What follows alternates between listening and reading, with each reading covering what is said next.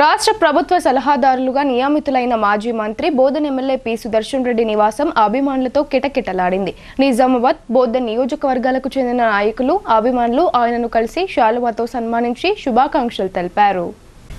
మాజీ మంత్రి బోధన్ నియోజకవర్గ ఎమ్మెల్యే పొద్దుటూరు సుదర్శన్ రెడ్డిని రాష్ట్ర ప్రభుత్వ సలహాదారులుగా శుక్రవారం రోజు ప్రభుత్వం నియమించింది.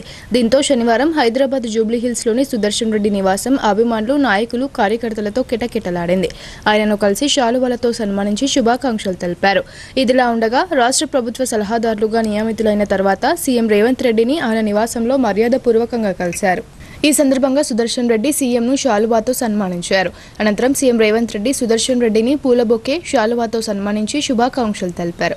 సుదర్శన్ రెడ్డిని రాష్ట్ర ప్రభుత్వ సలహాదారులుగా నియమించిన నేపథ్యంలో ముఖ్యమంత్రి రేవంత్ రెడ్డిని జూబ్లీహిల్స్ నివాసంలో ఎమ్మెల్సీ, పీసీసీ అధ్యక్షులు మహేష్ కుమార్ గౌడ్, నిజామాబాద్ జిల్లాకు చెందిన రాష్ట్ర ఖనిజాభివృద్ధి సంస్థ చైర్మన్ ఈరవత్రి అనిల్, జిల్లా అధ్యక్షులు మానాల మోహన్ రెడ్డి, రాష్ట్ర ఉర్దూ అకాడమీ చైర్మన్ తాహిర్ బిన్ హమ్దాన్, మాజీ MLC Arikela Narsareddy, NUDA chairman Keshavenu, PCC మాజీ ప్రధాన కార్యదర్శి Nagesh Reddy, Balkonda coordinator Sunil Reddy, DCCB chairman Ramesh Reddy, ఇతర ప్రజాప్రతినిధులు మర్యాదపూర్వకంగా కలిశారు.